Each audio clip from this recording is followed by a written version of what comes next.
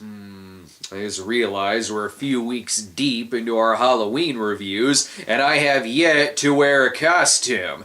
I mean, I guess I could wear like a seasonal suit or something like that, except I don't have any patches to put on this. What? Spookylicious Pop-Tarts. Sure, that'll do.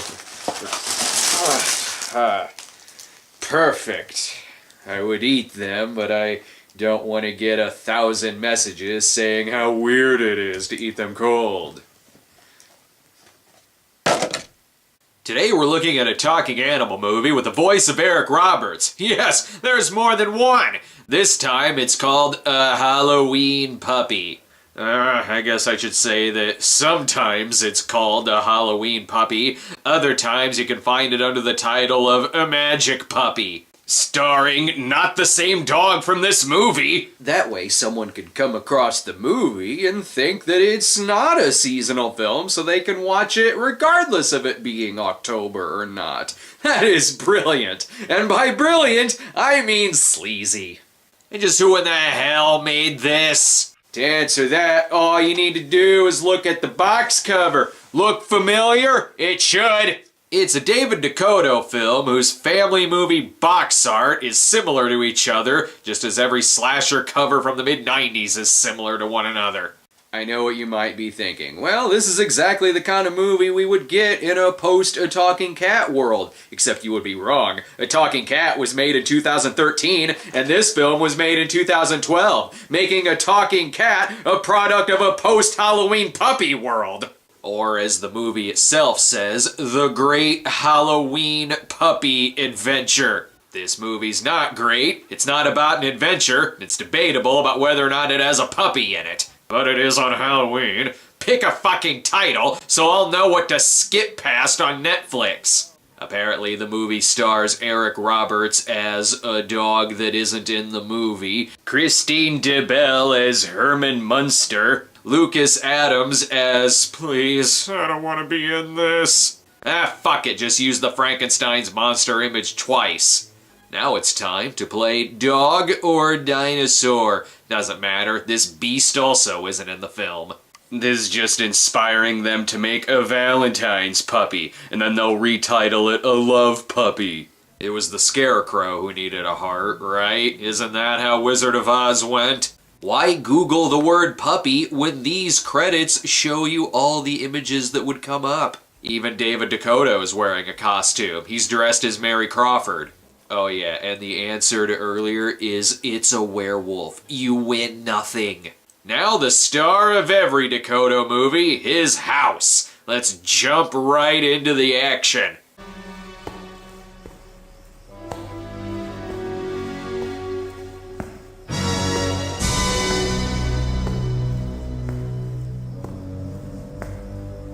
What do you mean nothing happens in a Dakota movie? You see movement, don't you? This is Linda and Adam. They have a special mother-son relationship. Indeed. Well, I got you this. I thought my son could appreciate a fully chewed chew toy. She thinks he's a dog. Meanwhile, in heaven, thanks for telling us the date, things are quite tough around this giant household. Okay, I'm not working the night shift at the pet hospital, so you can hang around here watching ghoul movies and playing video games all day? And eating pizza rolls. You live in a fucking mansion! Your shitter is bigger than my basement, and explaining it'll just make it worse. We live like people who got a great deal on a short-term rental because a formerly sick Pekingese had a very grateful owner who also just happened to be a real estate agent. Bullshit! Adam doesn't approve of his mother's boyfriend Ted, but he sure loves himself. Bring me a present? No, it's a book. I see it's a book. You have a lot of them. I like to read. It's overrated. Don't make me angry. You won't like me when I'm angry. You're cute when you're mad. Well, it doesn't matter if it's one of Dakota's 1313 gay movies or if it's the family film. Someone's gonna get cocky. And I think Eric Roberts is only in this because he was promised dessert. Hi, gang. Hey, Ted. Okay. So, how's your week, Linda? Yeah, my week was fine. Good stuff. So, what movies do we have tonight? You were in The Pope of Greenwich Village. Eric Roberts, aside from being extremely talented, has one of the most fascinating movie careers of all time. He's a man with such a constant workload that you can see him on both ends of the movie spectrum. You want to see Eric Roberts in a Christopher Nolan film? You can. You want to see him in a David Dakota film? You can. Or how about a P.T. Anderson movie? Absolutely. A Human Centipede film? Totally. All within a few years of each other. And one thing that they all have in common is that Eric Roberts, despite the movie's lack of ambition, doesn't sleepwalk through them. Well, I mean, there must be places that you want to visit or things you want to do or places you... I mean, you never really talk about yourself. Oh, baby. I'm boring. I'll do whatever you want to, but I'm happy. I don't want to mess with what we have. I love you. I'll be late. Gotta go. Have a good day. You too. Budget schmudget. You hire Eric Roberts, you get Eric Roberts. More than I can say about these other characters, including Adam and his love interest Molly. Look at this. It looks cool. Kind of like the Necromicon. The Necromicon? Do we not have enough in the budget for another line reading? What? The Never mind, I'll just show you the movies. Yeah, then maybe you can pronounce it right. Molly tells him about her spell book, but I'm more distracted by her shooing flies away from her face. There's also a couple bullies in town known as the twins. You can tell because they don't fucking look alike, nor do they look the same age. Halloween, huh? I like Halloween. I like seeing little kids scream. And they may be child murderers, but at the least, they're thieves. I'm kind of using it. Like my brother said, we're taking some of your stuff. I'll be a good little neighbor. Uh-huh, okay. Hey cops, I'm being robbed. End of predicament. And worse yet, no one stops them from taking his shit. Sorry, bud. We can go get some more Halloween decorations later. Or you could kick the twins' ass for coming onto your property and stealing from you. Adam brushes it off by saying the box was full of moldy newspapers, except it so wasn't. And get used to these fucking transitions. Linda wants to get closer to Ted, who people deem as boring and predictable, so they plan a trip to a cabin for the weekend. Oh, I will make it up to you, I promise. Thank you so much. And I guess they're taking a pumpkin with them. This poor girl, however, just has to listen to Adam bitch all day. I like watching as many horror movies as I can on 3 separate screens while eating piles of candy pretending that it's human flesh. Now, I don't like to be able to do any of those things. You're helping your mom out, though. You're doing a good thing. Yippee. You're a good guy. That's why I like you. Honey, I also had to say this to the girl and a talking cat, but I don't think he's into you. But he is into drama club.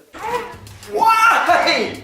Why? I'll find something to cheer you up. I promise. Why? Yes, why? Why the ghost transition? Ted has to pick his car up from the shop. Don't know why. He could use the car that's already in Dakota's house. But he is thrilled about going to the cabin for very zen reasons. That sounds pretty nice. Do they have a hammock there? Or a rope swing? They might. Cool.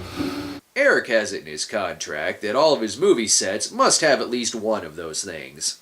Molly and Adam are hanging out in an abandoned rainforest cafe so they can play with the spell book. I'm curious where you got all these candles and potions and stuff, though, if this is all just mumbo jumbo. It's just interesting. It's not. But then shit gets serious. Okay, we say these words. Ted, Klaatu, Barada, Nikto. Oh, yes, I know that spell. It's the one that changes the channel from a Halloween puppy to Army of Darkness. Not only are they not on set at the same time, but I don't think they're even in the same state! And that is not the funniest part of this scene. Adam, Molly, what are you kids doing? Nothing? An art project. Yeah, for science. Neato! No one has ever been this excited to be in a David Dakota movie. Oh, and there's more. Apparently no one saw this happen, as they laugh it off and Ted goes to bed. Oh, why am I so tired? Beats me. Over here it's midnight, but on your end it's high noon. Pumpkin.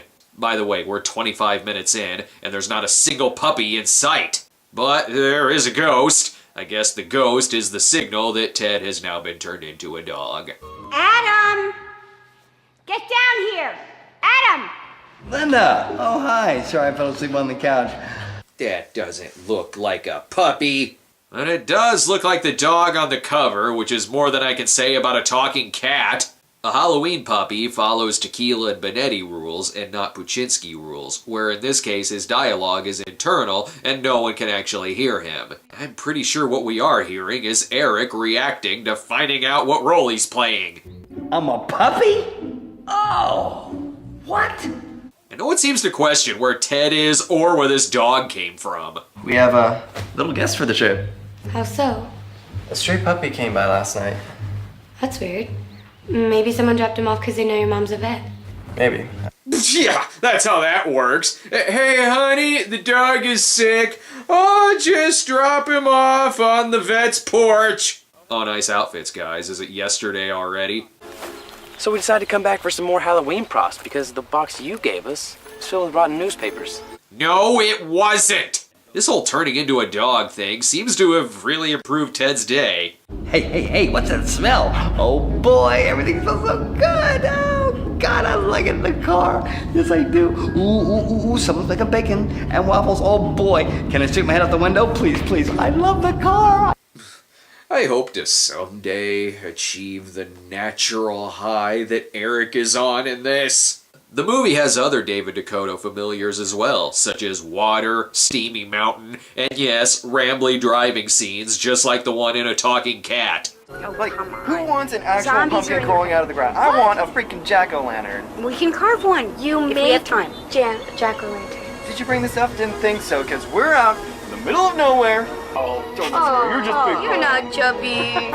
You're not chubby puppy. You're not chubby puppy. Oh my gosh. Oh. Oh, well, that's one way to get this movie to 76 minutes.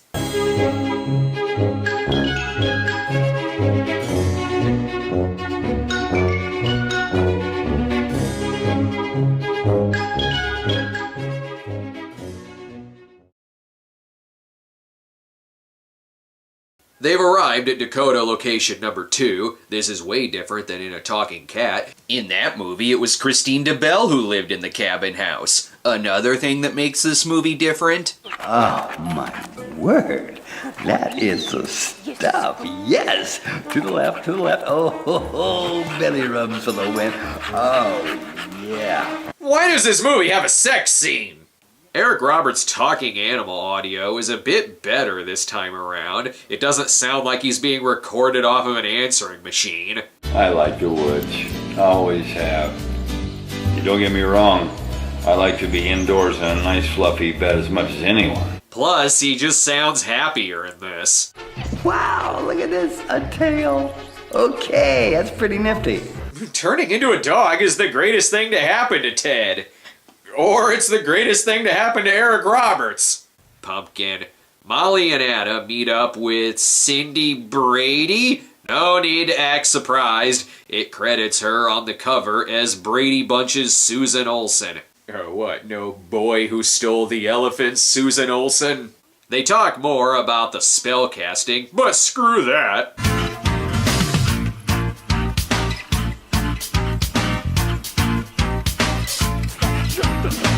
Meanwhile, on YouTube... Oh, it's my toy. Look at my toy. Oh boy, I'll get it. Look at me, I'm fetching. Why couldn't it have been Eric Roberts voicing Benji and Oh Heavenly Dog? At least Eric doesn't sound like he wants to hang himself after every line. And I think he might have an erection. I don't know what Ted's real crime was. Mom, your boyfriend is totes boring, so I'm gonna turn him into a dog. That'll show him. Except it really doesn't. Thank God someone here knows exactly what spells these are. I mean, we didn't do it right. Besides, we were just fooling around. Oh, honey, you know as well as I do. There's no such thing as fooling around. Oh yeah? Then explain blue balls to me. You can cut this sexual tension with a spork. You know, Molly here is quite the wealth of information on these things. You might ask her about it someday. Yeah, I probably should. After he asks out the twins. And when they get done with their stupid shtick. Oh my! What? Oh, it's happening! What is it? Haven't you noticed? What? Your hands have turned into tentacles! If you're wondering what drugs the actors are on, maybe it's a clue that one of the characters is named Molly. Who knew? Chewing on stuff could be so relaxing. No. Or that the dog is on grass. And shouldn't she be wondering where her boyfriend is? Okay, you could put the dog in the movie, but half the running time has to be someone petting him. Water. Ah, good, she's done playing with the dog. Ted should have been here by now. He hasn't called, I can't reach him on his cell. You would have realized this if you didn't spend the last 12 hours dry humping the dog. Now the serious part where Linda opens up about Ted. Let's see, how do I put this? Have you ever wanted a boy to notice you in a romantic way? Yes. I think I know what that's like. Yeah, so does Adam. So she wants Ted to notice her more, which causes Ted to say nothing. He has more to say about grass. Chipmunks! Okay, not chipmunks. I need to focus. There has to be chipmunks! Man, I don't know why, but I hate chipmunks. Oh, well, that's why. He's ADHD as hell. Which, water, book. I'm a bit ADHD too. I wonder if they used the same spell book to turn Adam into Bargain Bin Bieber. It should never have come to light. It's okay, Molly. It can't be that bad. It is. I know. That's why I'm here. To tell you how bad it is. I guess the spell worked because they did it on Halloween, except they did it the night before. And while this banter is reminding me of other movies like The Day the Earth Stood Still and Army of Darkness, the explanation here is one of a kind. You didn't say Nikto? No, I didn't. See, we couldn't have transformed anyone. Perhaps. As long as no one said Nito. Wait, what? Nito! What? He was turned into a dog through the power of outdated slang? Poppycock! So to turn him back, they have to say the words in reverse order. I can't be certain if you'll ever have the power to change him back again. And if that's the case, then he could be a puppy forever. I don't think he would mind that. And no need to get more stupid, movie. If you're some wisdom dispensing witch, prove it.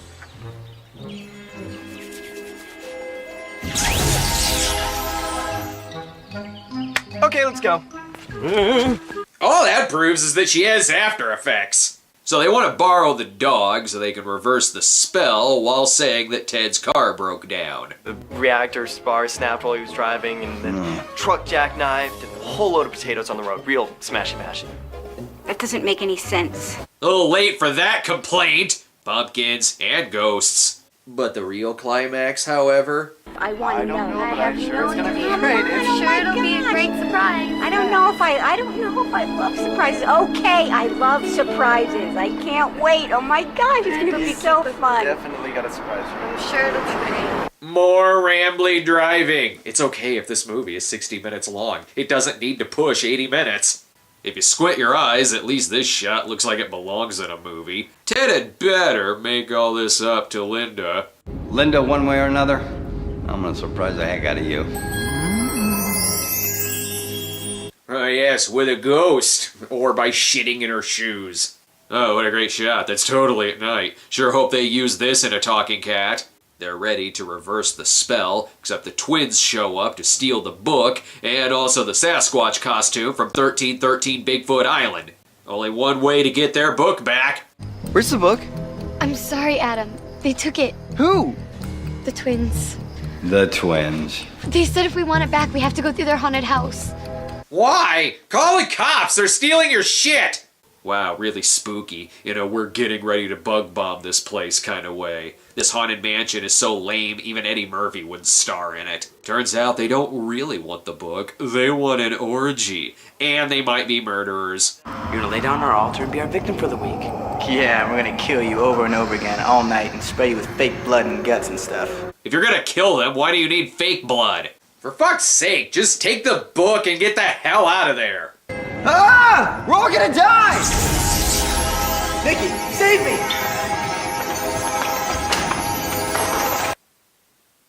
Or do that. What the fuck? So I guess she's a witch? Witch. Oh, goddamn my shitty timing. Now they can create a spell that will end this movie.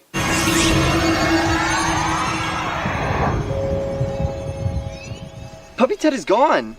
Great. Now once more, but act like you give a shit. I don't know if the spell turned Ted back into a person, but it turned the sky from nighttime to broad fucking daylight. Where could Ted be? Oh, wow! Ah, good. Ted's back, but he's still high off of that grass. But at least he's learned to express his feelings and be a much better boyfriend. You deserve a man who will break out of his comfort zone and encourage you to do the same. And vice versa. Especially vice versa. Okay. When it comes to us, I value you more than you can ever know. But I've been so afraid to rock the boat, I didn't even notice it wasn't moving. Stop being so damn charming, Eric Roberts. This movie doesn't deserve you. The twins show up to return the stolen items, but they are permanently stuck in nighttime. And Ted is stuck acting like someone who's still a dog. More. Higher. Oh yeah. No, do it. Oh yeah. If this movie doesn't end with Eric licking his own balls, I'm gonna consider it a huge disappointment. Now's the part where Adam has to learn to swim to impress her. Okay, Ted's not a dog anymore. Why is this still going? It can't be for the romance. So, does this mean you're my girlfriend? If better, or I'll turn you into a frog. Oh, will you? I'd buy him turning into a frog more than I buy this relationship. Oh, and did I say the movie was 76 minutes? I meant 68 minutes with 8 minutes of ending credits, because there wasn't enough stock dog footage, apparently. Well, I must say that this was not a very well-made movie. But I could be wrong in my assumption, since the back of the box clearly states that it's fun for the whole family. Says no one. I want to punch that quote more than I want to punch this kid's, oh, this guy, am I right, face. You gotta love any DVD that not only doesn't have an insert, but also, has that distinct new car smell.